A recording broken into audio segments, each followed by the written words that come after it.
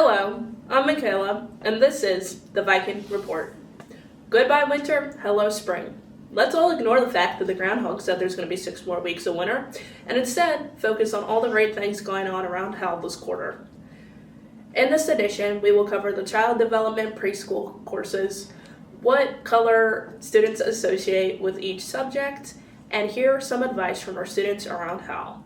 First off, we'll head over to Marshall, who's going to give you a rundown on all the things happening in child development. Our first story highlights our Child Development 2 students. We're getting a real hands-on experience by working with pre-K students as part of their curriculum.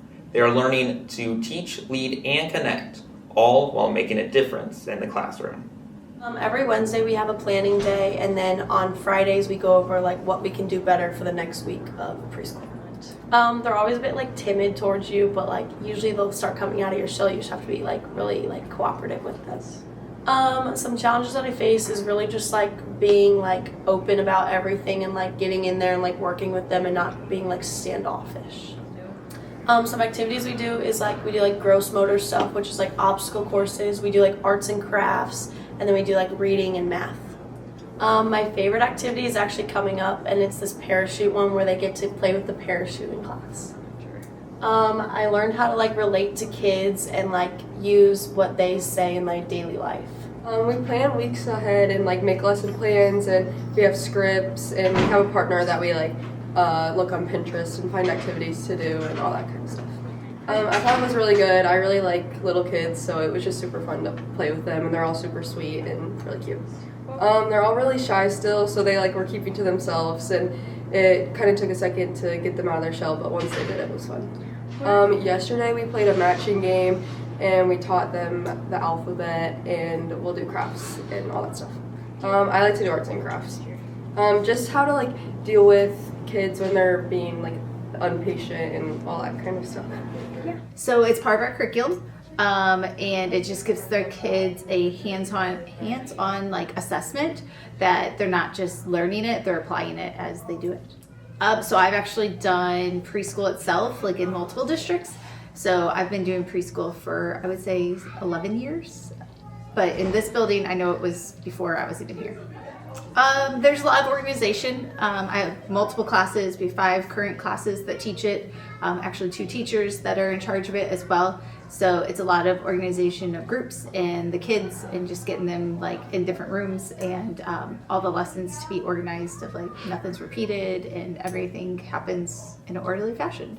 I feel like they never know it until they're doing it. So it's kind of funny to see them step out of their comfort zone and actually, teach kids. So I always tell them there's some kids that are very outgoing and they'll do wonderful, and then there's some kids that are outgoing and will clam up as soon as they get around little kids, and vice versa too. Some of my most quiet students have been my outgoing ones in the preschool.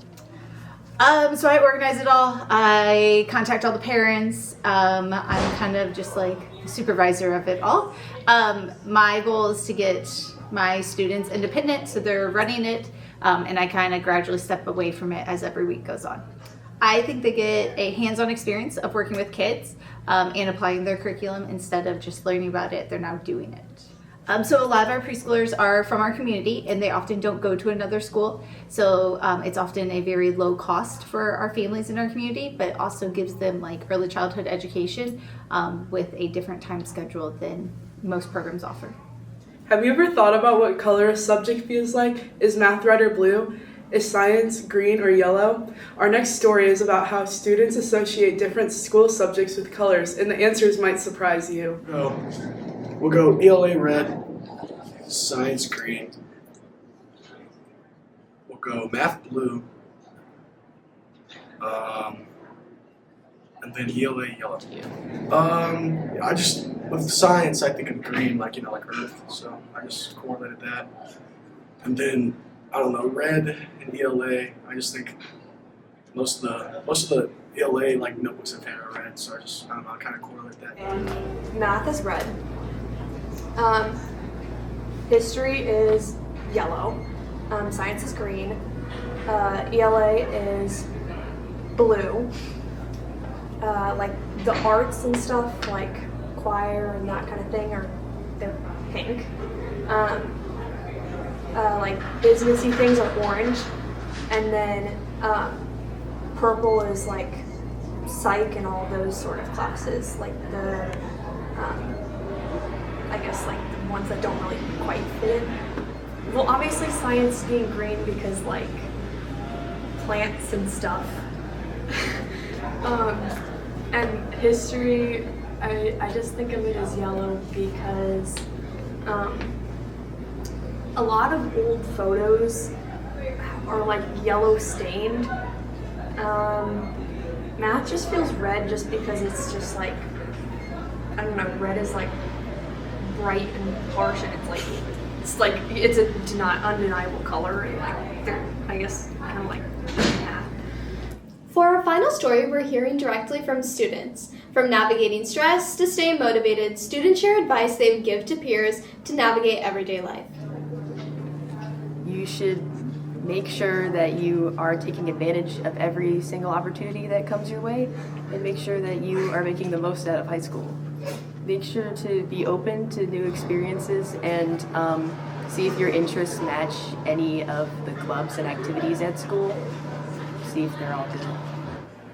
I think one of the biggest things you can do to prepare for the ACT is to fully engage in your classes that you have, because your teachers have created curriculum that is ACT prep for you. And then we also have other free resources you can use. So we offer some ACT after school prep that you can sign up for. We also have an online module that everybody has access to that you can access as well. Oh boy. I think the biggest advice is to not be afraid to talk to your teachers and to students that you don't know. So be willing to make new friends and be willing to communicate with your teachers so that they know what you need and can help you be successful. Thank you for tuning in to this edition of the Viking Report. Tune in next time to hear more about house happenings.